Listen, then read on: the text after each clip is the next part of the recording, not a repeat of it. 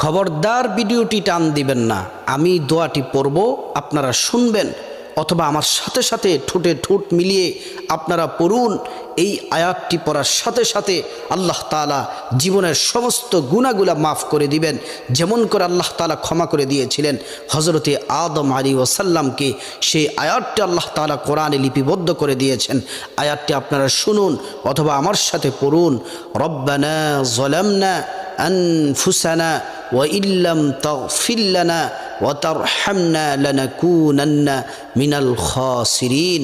আল্লাহ তাআলা আমাদের জীবনের সমস্ত গুনাহগুলা আল্লাহ তাআলা মাফ